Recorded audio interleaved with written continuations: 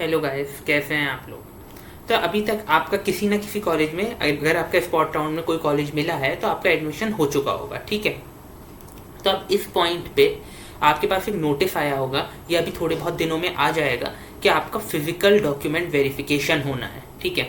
अब ये physical document verification होती क्या चीज़ है। डॉक्यूमेंट्स तो आपने जब आप फॉर्म भर रहे होंगे उस टाइम आपने ऑनलाइन भी अपलोड किए होंगे, तो फिजिकली डॉक्यूमेंट को वेरीफाई क्यों करते हैं।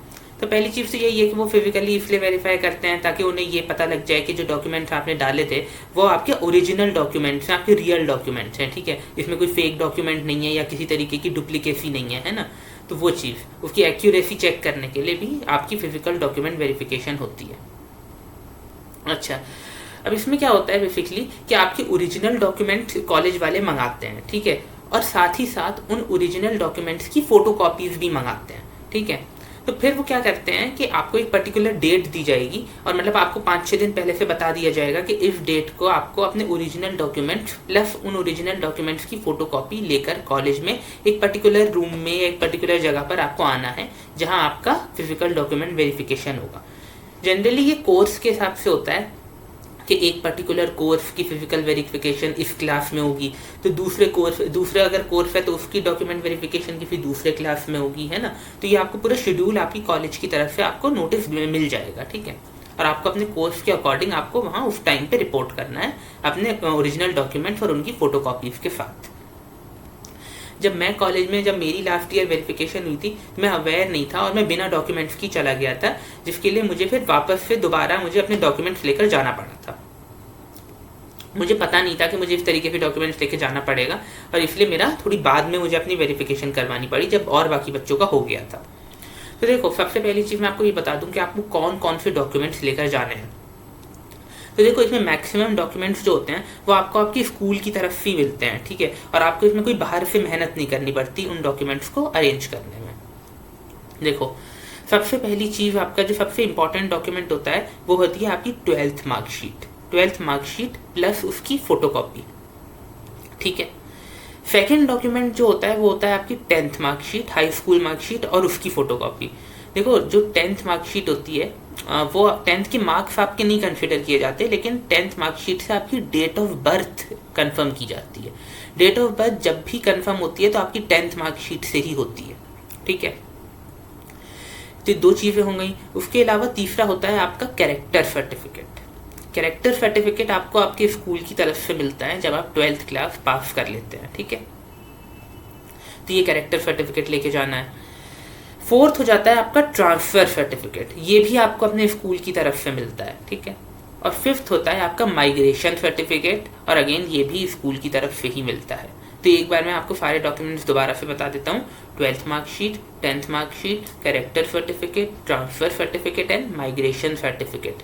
ये 5 चीज़ें आपको ज़रूर ले जानी है अपने फिजिकल डॉक्यूमेंट वेरिफिकेशन के लिए। अच्छा, अब अगर इन 5 में से कोई भी डॉक्यूमेंट आपके स्कूल ने आपको प्रोवाइड नहीं करवाया तो ऐसे केस में क्या करना है। ऐसे केस में आप सिंपली अपने स्कूल को कांटेक्ट करो, ठीक है।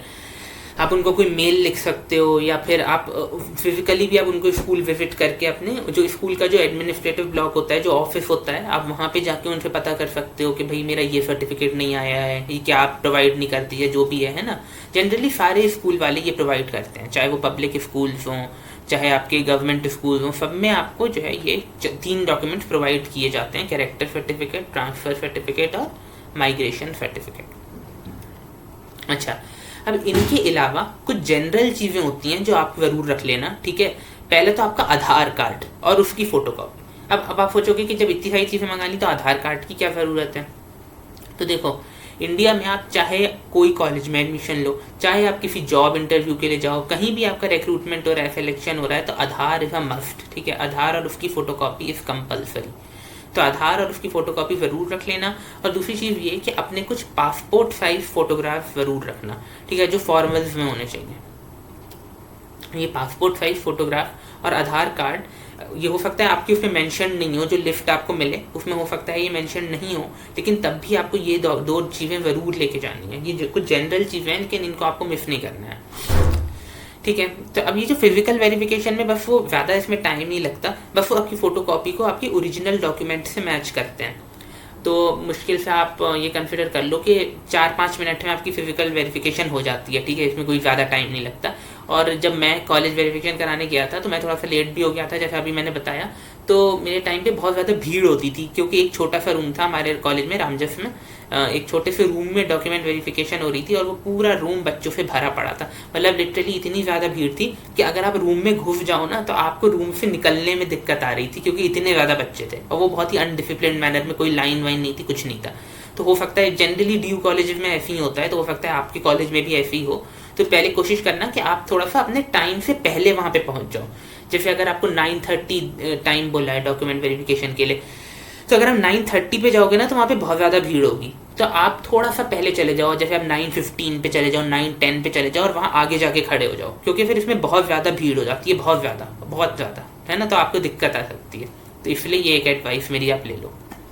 अच्छा, और एक और मैं इम्पॉर्टेंट चीज़ बोल रहा था उन लोगों के लिए जो किसी रिजर्व्ड कैटेगरी से बिलोंग करते हैं। मतलब अगर आप कोई एससी हो या एसटी कैटेगरी से हो, ओबीसी हो, ईडब्ल्यूएस हो, किसी भी रिजर्व्ड कोटा का अगर आप बेनिफिट ले रहे हो तो आपको वो जो भी आप कैटेगरी से बिलोंग करते हो आपको उसका सर्टिफिकेट चाहिए।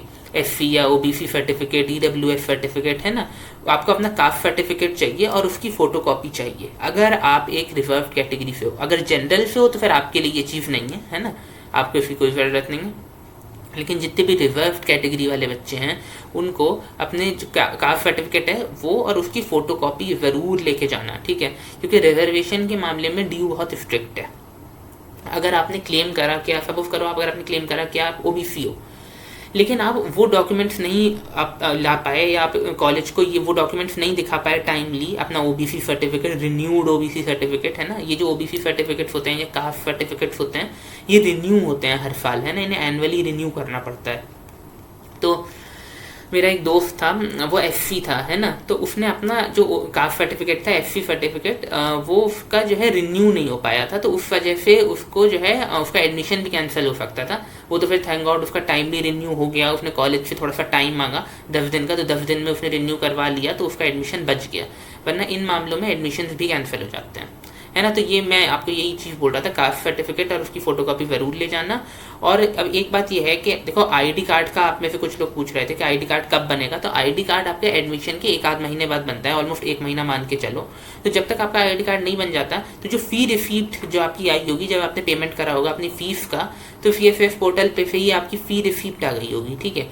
वो फ़ी रिसीप्ट को आप डाउनलोड करके इसका प्रिंट आउट निकाल लो, ठीक है। और फिर आप जब तक आपका आईडी कार्ड नहीं बनता, आप कॉलेज के गेट पे जो सिक्योरिटी गार्ड्स खड़े रहते हैं आप उनको वही फ़ी रिसीप्ट दिखाओगे, वो फ़ी रिसीप्ट देख कर ही वो आपको कॉलेज में एंट्री देंगे। क्योंकि देखो ऐसे बिना किसी चीज़ के आपको एंट्री नहीं मिलेगी, या तो आपके पास आईडी कार्ड होना चाहिए और जब तक आईडी कार्ड नहीं है तब तक फ़ी रिसीप्ट होनी चाहिए, ठीक है। तो इस तरीके से आपको कॉलेज में एंट्री मिल जाएगी। तो यही था फिजिकल डॉक्यूमेंट वेरिफिकेशन का। मैंने सोचा कि मैं इस पर एक वीडियो बना के बता दूँगी क्या क्या डॉक्यूमेंट्स आपको ले जाने हैं, ठीक है। और बाकी बहुत ईजी सा ही प्रोसेस है, परेशान मत होना, ठीक है। और अगर कोई भी डाउट हो तो कमेंट करके पूछ लेना गाइस, ठीक है। Thank you so much, bye bye.